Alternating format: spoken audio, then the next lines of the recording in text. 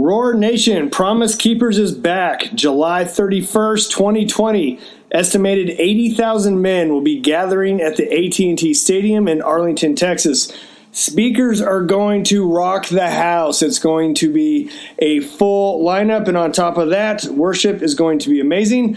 Why am I telling you so far in advance? Because tickets are on sale and they're slowly selling out. So, that being said, I hope I see you there. I am planning on going. Go to promisekeepers.org to get info and tickets. Again, go to promisekeepers.org. See you there. Welcome to Are You Real? Finding the Authentic You, the podcast that focuses on Christians that are active in everyday life. Join in as we speak to everyone from successful business owners to educators to athletes about their faith and how it helps them reach out and revolutionize those around them to do the same. And now get ready to roar with your host, the voice of manifestation, Jon Fuller. Hey, Roar Nation, Jon Fuller here, and I'm excited today because we are talking about wealth, finances, money, definitely a subject for a lot of people, especially I think in church and the Christian community, because I had a very poor mentality growing up thinking about money. Before I got saved, I wanted to make lots of it, and there was some greed involved. But then when I got saved, it was kind of like one of those bad taboo things in church. So what happened is I shifted from completely on the right to the left. And it's taken me a lot of years to find a center balance right in the middle where scripturally how God feels about it, what it looks like. And interesting enough, if you read your Bible and you pay attention, Jesus spoke about it a lot, especially in Proverbs. So I definitely think it is of great importance to have a healthy relationship with the Lord, obviously, and with your money. So that being said, I'm excited to introduce to you Jim Oliver. Jim, you ready to roar, my friend? I am ready. All right. So Roar Nation, check this out. Today's guest is Jim Oliver. He's the founder and wealth coaching company, Create Tailwind. He started this in 1988, which means he's like a 30-year overnight success. And it doesn't say that in the notes. I just thought I'd throw that out there for you. That's accurate. All right. He started a traditional financial planning firm, but after weathering two major corrections on Wall Street, Jim and his team pivoted the company's focus to building wealth beyond Wall Street, which we're going to dive into. So, all right, Jim, why don't you give me the 50,000-foot view of kind of who you are, you and your family? Awesome. Okay, so Jim Oliver, and I'm 54 years old. That's why I can say I've been doing this 31 years. It's the only thing I've done out of school. And my wife, Kelly, and I live in Bonita Springs, Florida in the winter, and Dakota Dunes, South Dakota in the summer. And we never get those two confused.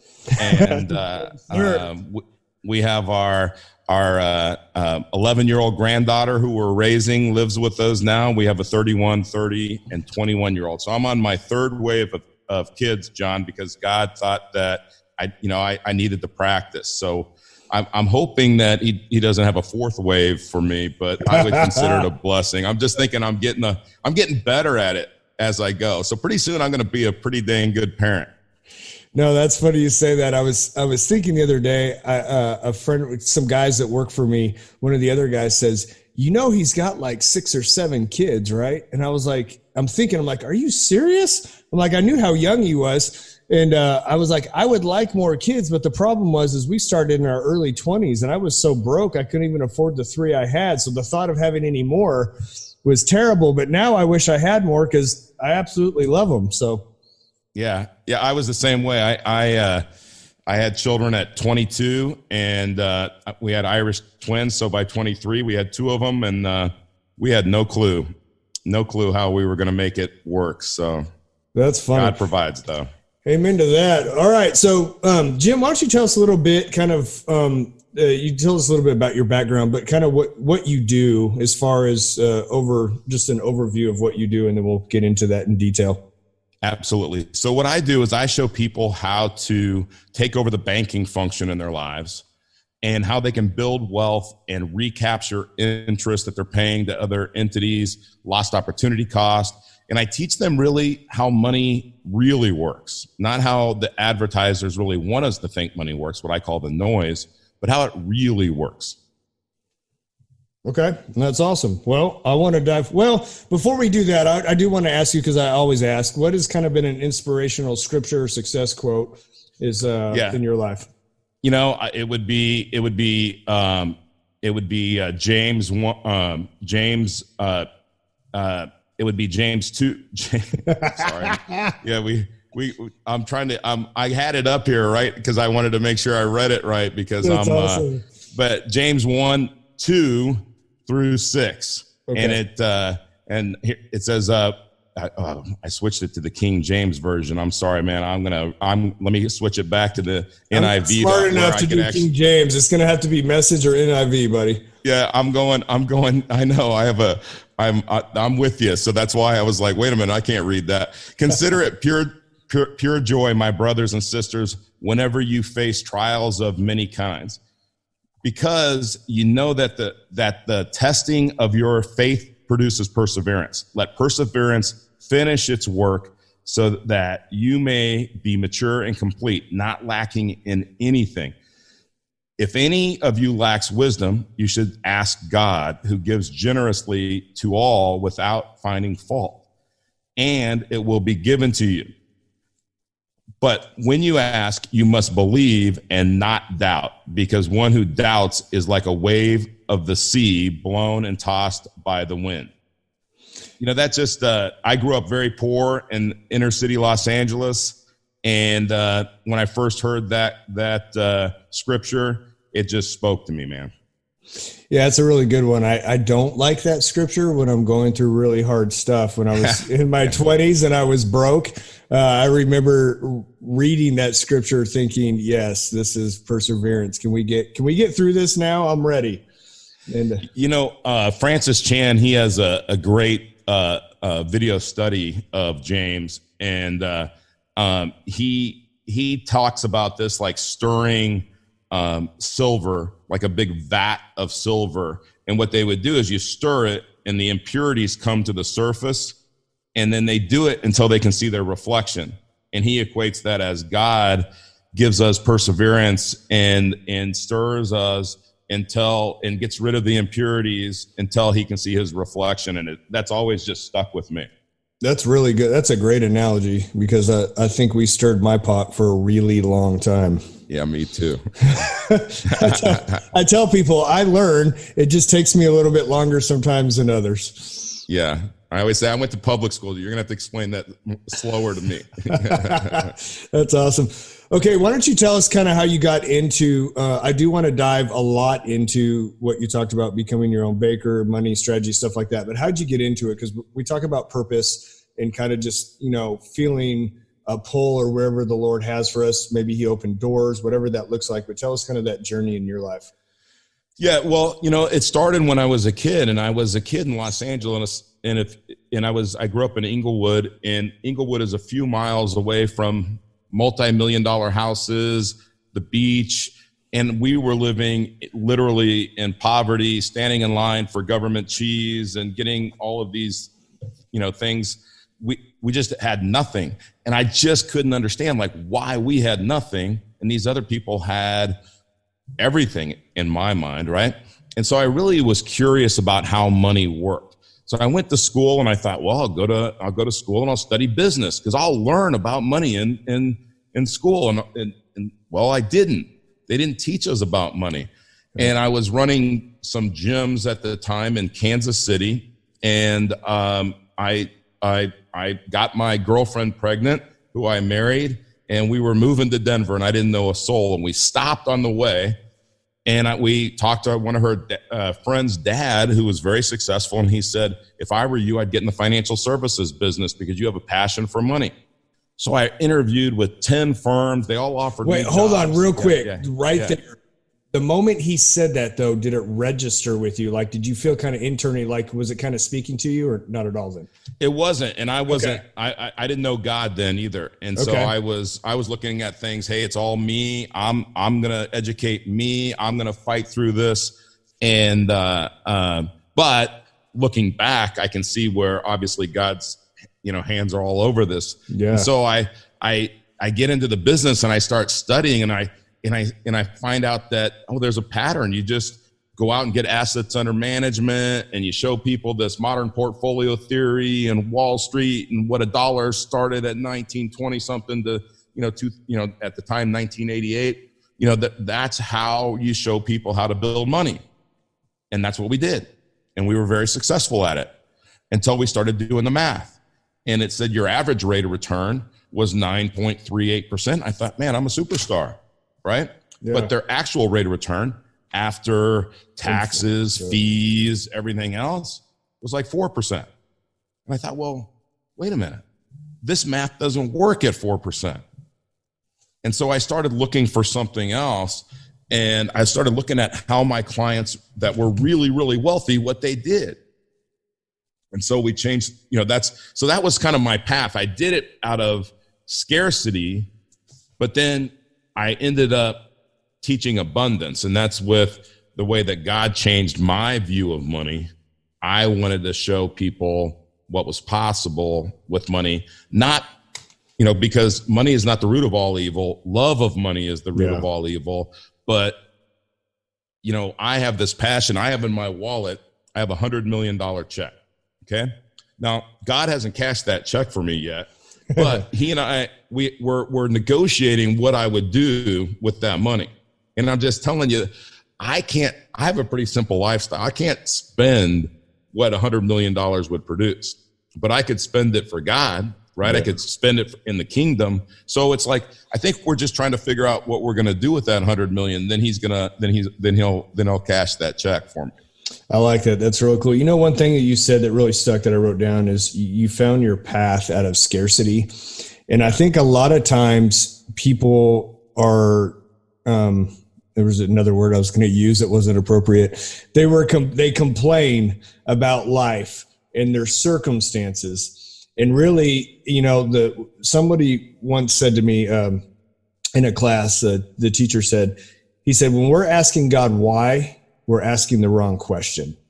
But when we go to him and ask, what can I do to partner with you in this situation? That's the right question, because he obviously we'll probably never know the why, but he always wants to restore it. And I think sometimes we miss opportunities in really hard times in our lives because we're asking why instead of God, how can we do this together to get out of it? And what I like about your story, you said you went from a scarcity mindset to obviously a giving and abundance mindset once you got saved. And that was that transition. I love that. Yeah. Yeah. I mean, abundance, there's a great book out there called Thou Shalt Prosper by Rabbi Daniel Lapin.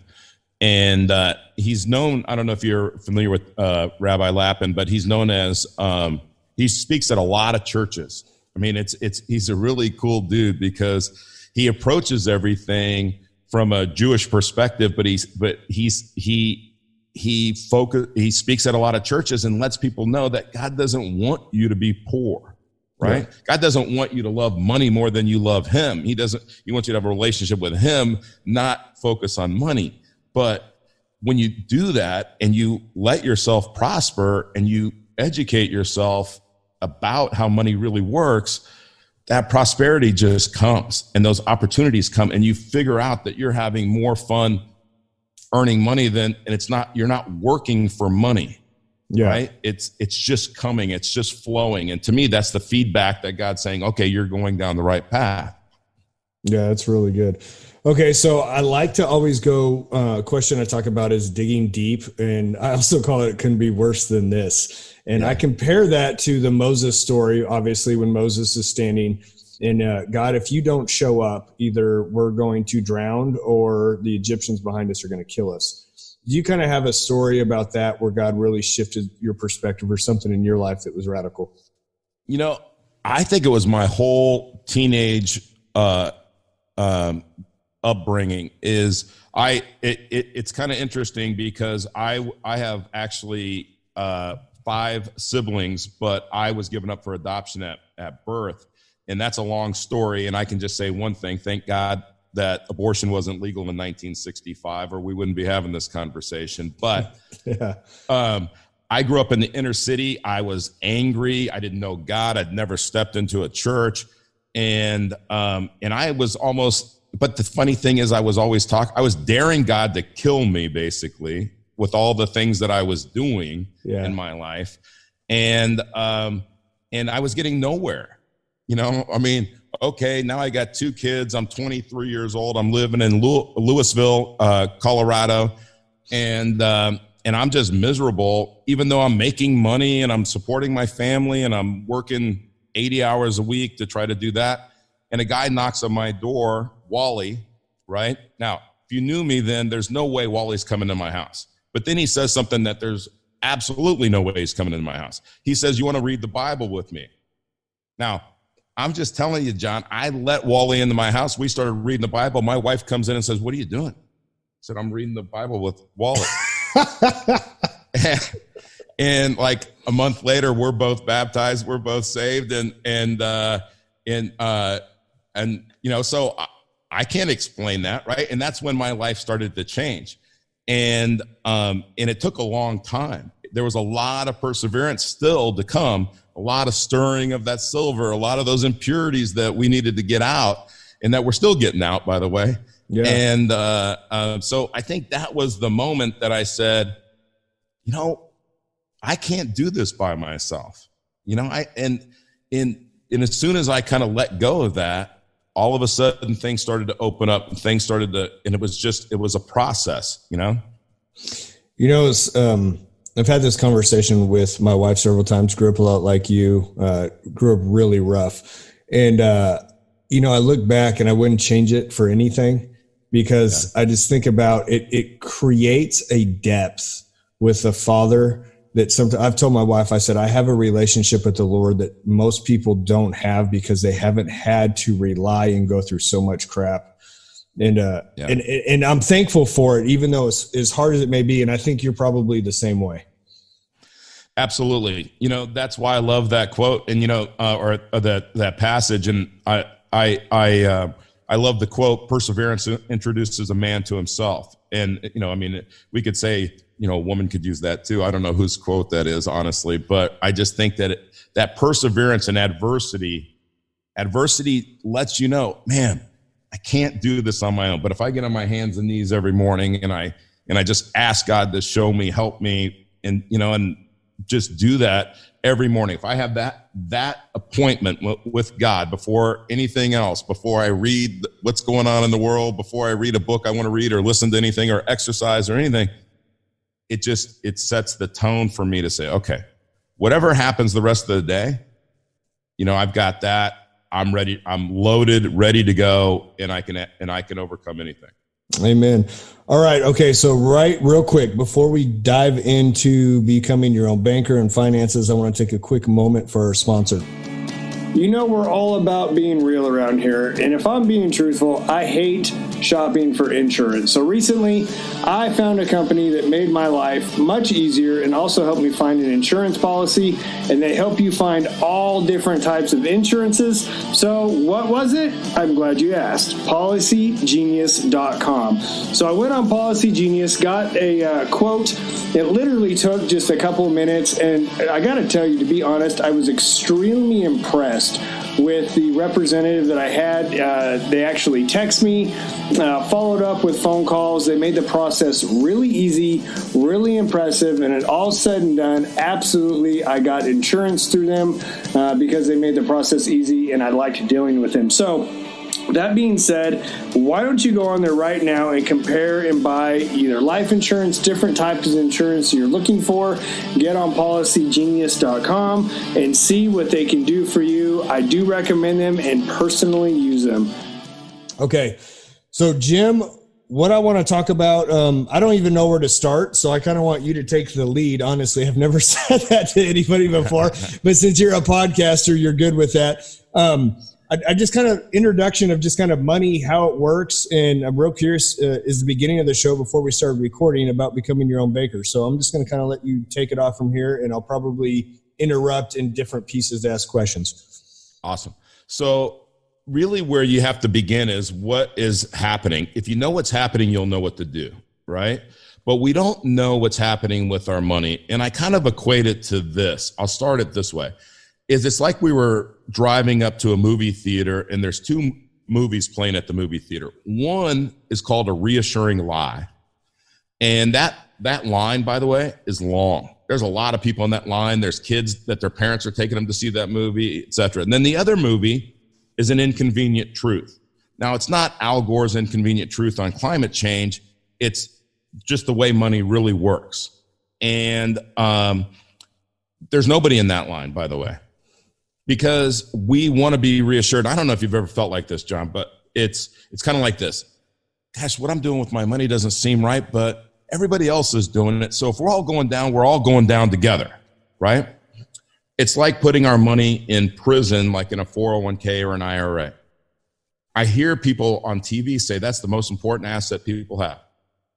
But think about it for a second. Let me just ask you 3 questions about this. And this is getting to why you got to know the problem before you know the solution, right? The Old Testament's the problem, and you got to read that so that you can read the solution, the New Testament, and you appreciate it a lot more once you understand the problem. So I'm leading up to the solution, which is becoming your own banker, or it's part of it. And but we got to understand the problem. So we put money in qualified plans. We're encouraged to do that constantly. So let me ask you 3 questions about that. Are taxes going up or down? Up. Absolutely going up, right? Medicare, Medicaid, Social Security, and the interest on the debt, taxes have to go up. They're lower than they have been for over history, so they have to go up. Number 2, the dollars that are in your pocket, are they worth more today or in the future? I'd rather have 2 today than 5 tomorrow. That's right. So it's like when you were a kid. When I was a kid, I could buy 5 candy bars for $1. Okay? Now you can't even buy one for $1. That's right. So the dollars in your pocket are always worth more today than in the future. Okay. The next one is, would you rather pay tax on the seed or on the harvest? The little amount or the big amount? The little amount. The little amount. Now, qualified plans violate those 3 questions. They violate the answers that you gave, and you gave the right answers on all of those to those 3 questions. But that's what we're told to do with our money. And it's kind of like this. Have you ever played Monopoly with somebody who just wants to win, doesn't really want to have fun, but they just want to win? Oh, yeah. Yeah. And so, by the way, there's only one rule of Monopoly that matters. 4 houses equal a hotel. Yeah. Because if I get hotels on my properties, I'm going to bankrupt you, and then I'm going to win the game. Right? Yeah. That's what's going on in life. Is there are people out there playing this game of money, and they're playing so well, you don't even realize the game they're playing. And it's the government taking your money through the IRS. And there are ways to save taxes, and there are things to do, things to invest in that'll help reduce your taxes. Right? And I'll give you an example of this. And it doesn't matter whether you love Donald Trump or hate him. But it matters, but not in this story. Right. I mean, like as far as you shouldn't hate anybody, but in the story, it doesn't matter. Is on the Today Show, I was flipping around the channels, and the Today Show comes up, and they go, Donald Trump lost $1 billion in between this year and this year. And I said, oh no. They're going to tell everybody that you can depreciate real estate while it appreciates in value and cash flow. I thought the moment I saw that and everybody was going in an uproar over that, I thought, you guys are spinning that so wrong. What you should be saying is the guy was freaking brilliant because he depreciated it and saved a bunch of taxes. That's exactly right. But they don't want you to know these secrets about how money really works. Now, okay, so this is the problem, then we'll talk about the solution. Is that the average American pays 34.5% of their net earnings to interest. Now, not interest rate, but because we amortize things, it's the volume of interest. It's the amount of interest in each payment that matters, not the rate. The rate is noise. It's a distractor. They want you to focus on that so that you don't focus. So think about this in your mortgage. Okay. If you paid every payment on a 30-year mortgage, you're going to pay about double of whatever you pay for your house. Okay. Right. So if you earn $1 and you got to give me half. Do you care what your interest rate is? No, I guess not. No, you just care you got to give me half your money. Yeah. So again, we shouldn't be focused on rate. We should be focused on volume. So 34.5 cents. Okay. So now think of it this way. If you earn $1, 34.5 cents goes to somebody else, and we're taught that we're supposed to save 10%. I'm not talking about tithing. I'm talking about we're supposed to save 10% for the future, right? Okay. So if you earn $1 and you got to give me 34.5 cents and you get to keep 10, what are you? I'm about 60%. I'm at 44%. Yeah, you're a slave. Oh, okay. Right? Yeah. Right? Yeah, I mean, you're a financial slave. So now, what if we could recapture that interest that was going to other entities and pay that back to ourselves and then use it over and over and over again like the bank does? Well, that'd make a lot of sense, right? And what if we could build our wealth that way without risk? So that's number one. So then there's somebody in the audience right now that's saying, well, Jim, I pay cash for everything, so I don't pay interest. But you have this little thing called lost opportunity cost because you finance every single thing that you buy. You either pay interest or you give up interest that money could have earned you. So we want to recapture lost opportunity cost as well. And we can do that by controlling the banking function in our lives. The banking is the most important business in the world. Every single person in your audience should be in two businesses, whatever they do for a living and the banking business. And whether they're running a business or their family, is you got to control the banking function in your life to some degree, or you're going to continue to be a slave to the financial system. Okay. Are you going to go into detail to that? Because if I'm listening, I'm a listener right now on the podcast. My first question is, okay, great, Jim, I'm hearing you, but what the heck is the banking system? What does that even look like in my life?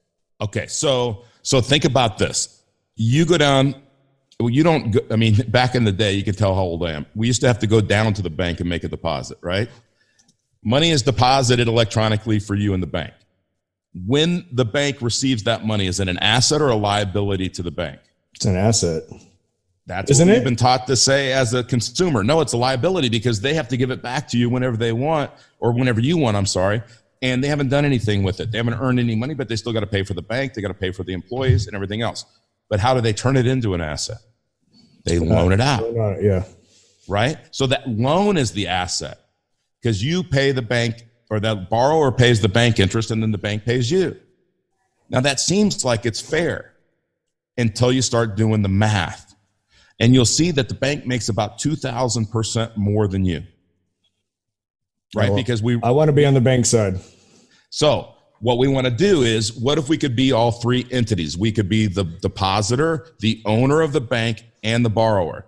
And we internalize this to where we control that function. And we put that money in motion, just like in the parable of the talents or the bags of gold, where we take 5 and we make it 10. The way that they do that is not by putting it in with the bankers in earning interest. In fact, in the Bible, it says the guy that buried it in the dirt, remember he says, and this is, I'm paraphrasing, he says, calls him a wicked servant. That's right. He says, you wicked servant, the least you could have done is give it to the bankers to earn interest. The least. But the other two guys, they put it in motion, right? They put it in motion and they doubled it. We can do that too. We don't have to loan money to other people. We can loan money to ourselves while our money sits and grows. Now, so you have two sides of the equation. You got to build a money pool, okay? And we show you how to do that. And we show you, instead of putting money in the things that Wall Street wants you to put money in, or the government wants you to put money in, you grow your money pool, excuse me, and then you take loans to buy things, your cars, vacations, maybe your taxes, business expenses, equipment. It's infinite, right? That's why it's called the infinite banking concept, is because there's an infinite number of uses for you.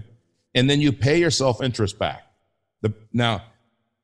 There's something out there called economic value added, and it basically says that your money has a cost, it has a value. So you can't treat it as though it doesn't. The bank doesn't let you treat the money that they're loaning you without a cost or a value. So you shouldn't do the same thing with your money. But then you pay yourself back. So it's as simple as this, really. You write checks to you instead of the bank. Okay, so back up, Jim. Okay. Yeah. So I'm hearing the money pool, I'm hearing everything, but give me like a client minus their name, but like a real life example, whether it's me, whoever, just whatever. Give me hard rubber hits the road example. Okay. So let's take like Terry Nelson, who ran and by the way, this is in a book. It's okay to use his name. He was in the logging business. Okay. In Georgia. And he had 4 trucks, 2 tractors, and a tree shear.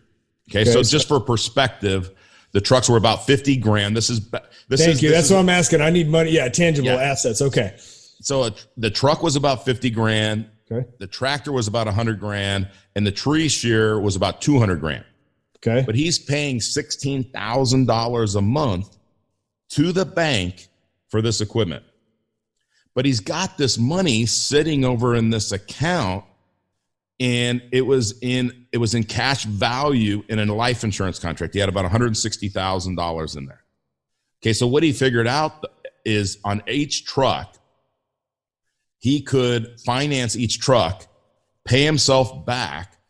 And one of the things that 95% of insurance agents don't know this, but when you take a loan against your insurance contract, your money doesn't go anywhere. It stays in there and grows. And the insurance company has to give you some of their money with an interest-only loan. So now he had amortized from the bank. They set the terms. He turned that to an interest-only loan, but paid himself what the finance company was demanding over his career by just financing trucks by using his life insurance policy. By using his life insurance policy, okay, he built $2 million more wealth and didn't change his cash flow $1. Wow. He recaptured the interest that was going to the finance company. My first question is, because I'm trying to understand what kind of life insurance policy is that? Because I'm not grasping that. It's the that. kind that a corporation and a bank buys. It's not designed for death benefit. It's designed for cash, and it's playing. That's where I say we have to beat the IRS. It's playing the IRS game. It's under the 7702 life insurance. It's taking that regulation and pushing it to the limit of what it's allowed to do from a cash standpoint. Corporation, every Fortune 500 company does this. Every major bank in the United States does this. They have billions of dollars in there. In fact, the government limits how much banks can put in these kinds of contracts. Okay. So why would they limit it? Because it must be good and it's off their radar, right? And once the money's in there, it's tax invisible. You could take it out as income down the road and you never pay any tax on it. So how do we find those? We come talk to Jim? Yeah, I mean, we have a lot of free resources. You can talk to us at Create Tailwind. And by the way, this is our thing. We educate you until you say, hey, this is for me or this isn't for me. Yeah. But there's books out there to learn how to do this too. And, anybody who's listening to this show that wants one of these books, as my gift to you, I'll send you one. And it's called Becoming Your Own Banker by R. Nelson Nash. And Nelson was a great mentor of mine. He just graduated from this world in March last year. That's his words. He'd say, Jim, one of these days I'm going to graduate. And he was a great Christian man, and he would give you a Bible lesson right along with an infinite banking lesson. So if you're so inclined, we can do that too. So it's awesome. And I'll take you up on that. Yeah, it does. So Jim, I want to back up. Let's say you are Jon and Jim. Yeah. Let's go back 20, 30 years. We're first getting started. We got kids at a young age. We're out hustling, probably got cash flow issues. We got kids. We're trying to figure out how to pay diapers. We're struggling, right? But at some point, a couple years down the road, we start to kind of, feel like we're catching our tail. Cash flow's a little better. And we actually feel like, hey, I might have some money to do something with, or I can start making some headway. What does that look like for people that are just starting to kind of get in that groove? So I love working with young people because, people in this generation, they realize they got to do something different than their parents did with money. And it doesn't make sense to them to put money in something for 40 years and then they have to be 59 and a half to touch it. And then they don't even know what the tax consequences are going to be. So the young people in their 20s and 30s, they get this. And actually people like me in my 50s, it's harder because my paradigm is so much in cement about money. I've been taught for so long, this is how it works, when it doesn't, that it's hard sometimes to change somebody like me at 54. But at 24 or 34, these guys get it. And there's so many young people out there that are doing really well. And they realize Wall Street may not be the place to build their wealth and to protect their families. So they're looking at real estate, they're looking at other investments, and you see a lot of young real estate investors, just as an example. So you say, okay, if I could have my own money pool and I could use in my example with Terry Nelson, I could use the insurance company's money to go invest in real estate while my money's in a tax shelter growing. So then I get both, I get an and asset. I want to know how to do that, right? So maybe I build it monthly. We have people that are putting, a few $100s a month to build their bank. And we have people that are doing millions of dollars a year.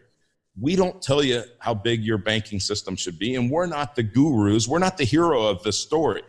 You are. We're in Star Wars, we'd be the Yoda. You're the Yoda. You'd be the Luke. Right? Yeah. We're going to teach you, but really you got to do it. And that, John, I think that's one of the things this is a participatory sport, right? I'm not going to tell you to go buy that house and flip it and then keep doing that. Or I'm not going to tell you, hey, you should buy that car and pay yourself 10% interest or 7% interest or 5% interest.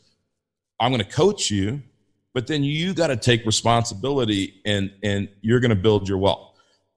Or you can give it to a broker and hope that they build your wealth for you, and you can hope that you don't run out of money in, quote, retirement. But what's the definition of retirement, by the way? I know what mine is. I think the American version is just going golf and retiring at something 60, go golf and hang out at the beach or do something. But I think I'd go miserable after about maybe 5 days, maybe 7. Well, and I'm exactly with you, John. We are exactly like in that fear, because the definition of retirement is to be taken out of service. I want to do this. I want my resignation to be in my obituary. I mean, hey, Jim is no longer going to be teaching people about money because he died, right? Yeah. He graduated from this world. He's in heaven now, so you're going to have to find somebody else to help you. But I'm hoping that's a long time from now, because I'm not a great student, so I'm sure my graduation's got to be a long time off. That's awesome. Okay, so kind of last question as we start to wrap up the show. What do we need to do? Let's just say myself, our listeners, somebody's a little bit financially illiterate. Maybe we've had businesses for years, maybe we haven't, whatever, but we need the wisdom, obviously, because it literally rules our lives. We're either slaves to it or we're masters of it. Yep. How do we start on the educational part? Because unlike you, we're not going to have, 30, 40 years of wisdom in it, and that's not our passion, and that's not our set. So where do we start? So, you start by looking at some resources and starting to educate yourself on how money really works. And you can do that a few different ways, but there's a lot of great books out there that kind of get you to help start to change that mindset. If you go to createtailwind.com, we've got a lot of free resources. You don't have to give us any information. I mean, you can if you want to get more, or you want a coaching session, which is free. But we have lots of videos, articles by economists, books that will send you, all of those kinds of things. You have to educate yourself on how money really works. Because what if I read this book, Becoming Your Own Banker, and you read it, John, we're going to come out of it with the same principles, but your vision is going to be different than my vision of how I'm going to build my bank. But if you want something, the ultimate success formula says find somebody that has it, find out what they did, and then do that, right? Yeah. I see myself, I used to coach football, wrestling, and baseball, and I missed it, and I realized that you can't really make a living. I mean, you can if you're really good at it, but at a high school level or a youth level, which I had a passion for, you can't make a living at it.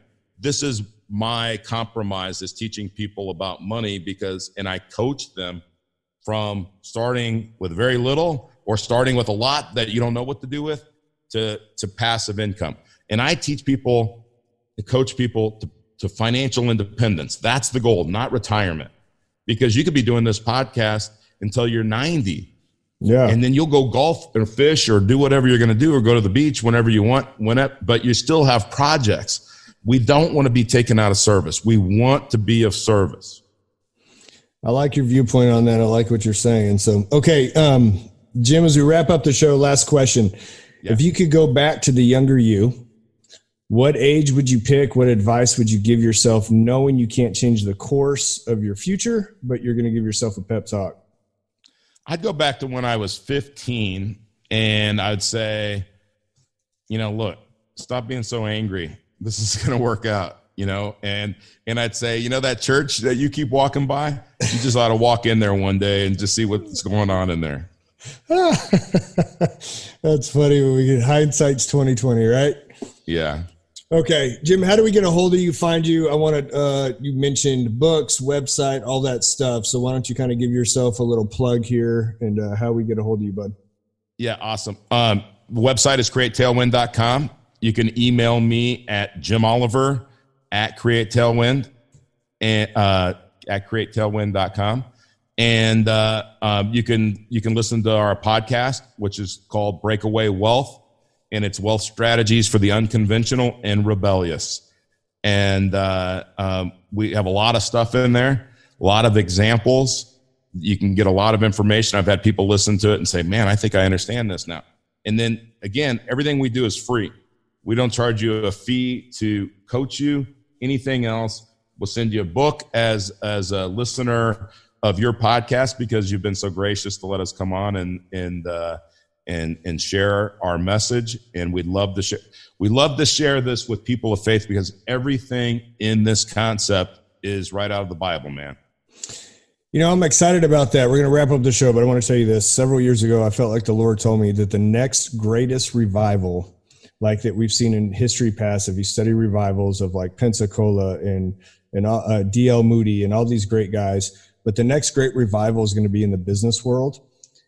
And what's going to happen is, and I'm prophetically speaking this, I truly believe this with all my heart. And I've heard some confirming words. Other people say it too, but the reason is God's going to teach his people how to steward money well, because the world understands money, but not necessarily understand Jesus. And what that's going to do is, if we steward well and we do a good job with his things that he's given us, it's going to draw people to us to allow us to minister his goodness, his faithfulness, and his love for them. Absolutely. Amen. So good stuff. All right, man. So Jim, hold on just a second. I'm going to wrap this up. Roar Nation, thank you guys. Please go out and get the book. I cannot stress to you enough how important it is to be a master instead of a slave. That is biblical. Read it. If you don't believe me, go find it. So anyways, if you guys need help, please reach out financially. Please reach out to Jim. And if you need anything else, please reach out to Casey and myself. We always love to hear things that you have to say. Please leave a review for us in iTunes. And also, why don't you copy and paste this right now and send this to a friend, share it, just to get the word out about Are You Real and also what Jim is doing. So Roar Nation, we love you guys. Remember, be real, be authentic, and be you. God bless. That's all for this episode of Are You Real? Finding the Authentic You. Be sure to go to areyoureal.org for your free questionnaire to identify your gifts and talents and how you can use them to help people become leaders and catapult them into their destiny to help others become the leaders of tomorrow. We appreciate you spending your time with us and look forward to helping you reach out and revolutionize next time on Are You Real? Finding the Authentic You.